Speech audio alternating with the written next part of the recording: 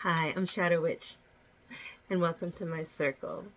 We are discussing Ouija boards and why they have such a crazy, scary, threatening reputations. Well, if you just watched part one, I'm not going to be going over what we just discussed, but we're discussing now the mediums coming in. We just discussed the 1800s. We had finished up with Abraham Lincoln's assassination, and now the mediums that are really the key part of the spiritualist movement that swept over the United States and Europe in the late 19th century.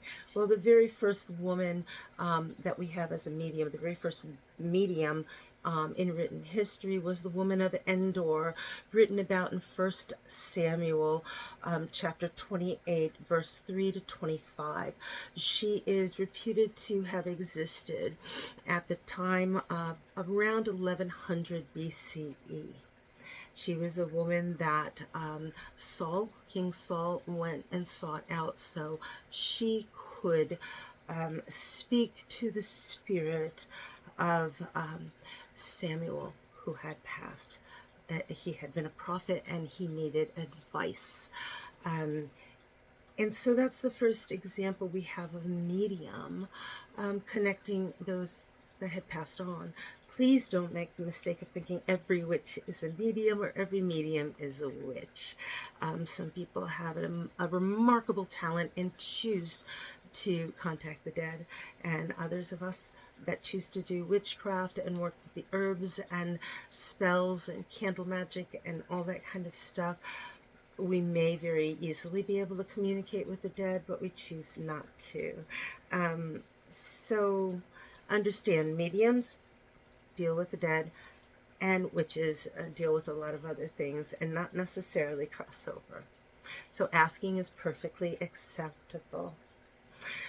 But remember the Fox sisters we talked about in the first part? Well, unfortunately, whereas some mediums are absolutely legitimate, and I will tell you that right off the bat. I happen to know one who is personally one of the best.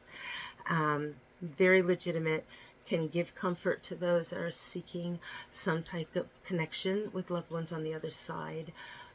But there are those that will take advantage, that have absolutely no real ability, will charge money for some gift that they don't possess. So unfortunately, the Fox sisters were found to be charlatans like this. And how it started is they were children that wanted to play games on their parents, and so they pretended to see spirits and talk to spirits, and one would be knocking somewhere in the house and freaked out their parents effectively. But they thought, wow, we can make some money with this, and started to tour the United States. And back then we didn't have rock shows and pop stars or anything like that. So they kind of went on the carnival scene and were very, very famous. So, well, professional mediums were all the rage at this time.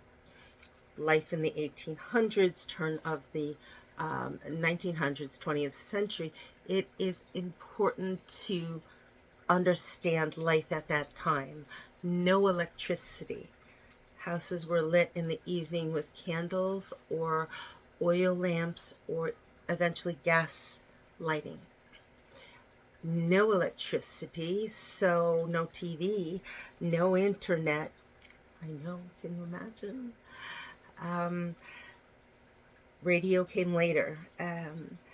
So people read books, went to bed early, played games, told stories. Storytelling was a wonderful pastime. And if you were affluent, you would hold parties, and people would go to parties if they were fortunate and they had friends who were wealthy enough to throw parties. And like the Tupperware parties in the 1950s, seances were the giggles. They loved them. And people loved going with the thought of getting scared, just like a horror movie today. Some mediums took to using, in addition to the holding the hands in the circle and the whole seance concept that you've seen in movies today, of using talking boards, also called witch boards, or now commonly known by its brand name, the Ouija board. And you also use a planchette with another person on the Ouija board, and you allow the spirits to move your hand and answer questions. They can be quite effective if the two individuals working it are very in tune with the energies around them. Now, how did the Ouija board get such a bad reputation? Let me tell you. In 1890, two gentlemen, Elijah Bond and Charles Kenner, began to manufacture Ouija boards after a seance with a very famous medium of the day, a Miss Helen Peters. And it's reputed that she named the board Ouija board.